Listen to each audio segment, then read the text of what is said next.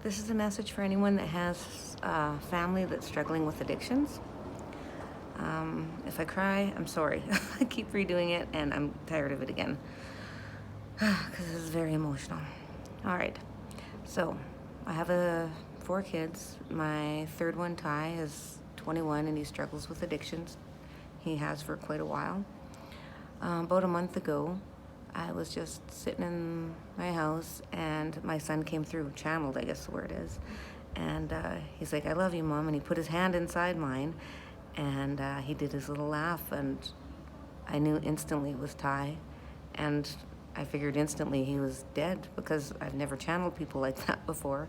And it was really cool but weird and scary because it's your son and that's not something that you want.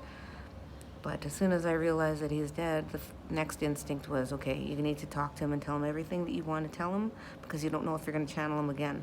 So I told him how much I loved him and tons of other things. And we talked for about 20 minutes and he kept his hand inside mine the whole time. And as soon as the conversation ended, I contacted his brother and sister and asked if they'd seen or heard from Ty. They both said, "No, we haven't, Mom."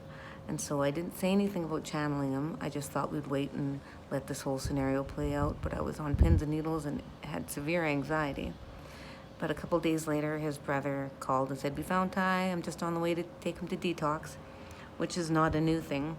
We would always try to find him and always get him back on the right track in school, medicated, clean clothes, etc. But then the next day, Michael said, "Yeah, Ty ran away," which is also not new because it's just what he does. He visits us for a bit, tries to get on the right path for us, and then takes off and goes and hangs out with his friends again. So about 2 days after that, about 1 o'clock in the morning, I get a phone call, a FaceTime, and it's from Ty. And he FaceTimes around the table, and all of his friends kind of look at me, and Ty talks to me for a little bit, and then I'm like, "Okay, Ty, I love you. I'm going to let you go. I'm tired, and it's 1 o'clock in the morning." So he's like, "Okay, I love you, Mom." And we hung up the phone, ended the call. As soon as I got off the phone call, I cried a lot. I sobbed. It was the hardest cry I've ever done because it was the first time I'd ever seen a man with drug problems, not my boy.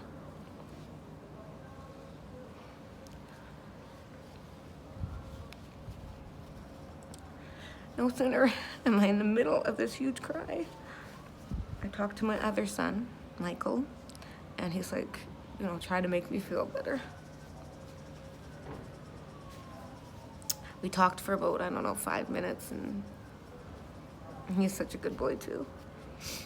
We end the phone call, and no sooner do I get off that phone call, and Ty comes through, channeled me again. And this time he goes, "Mom, I love you."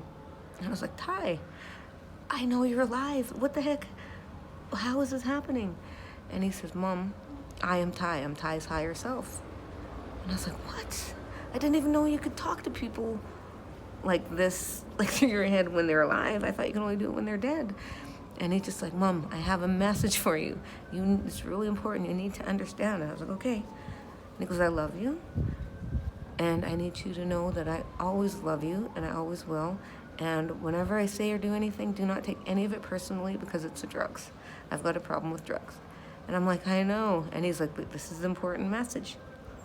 You need to understand that before we come here, we choose our parents and some pivotal points, and we choose our life lessons.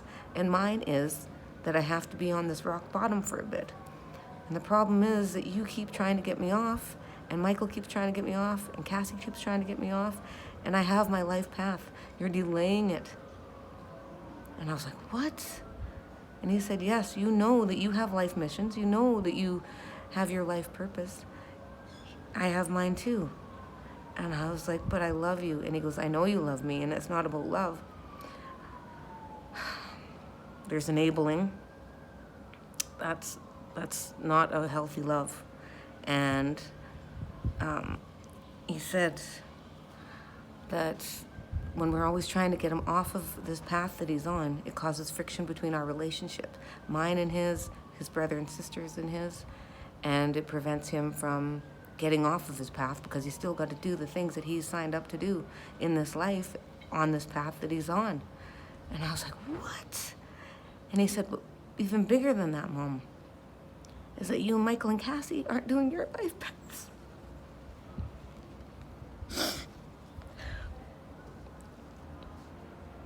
We're delaying our life path by focusing on him.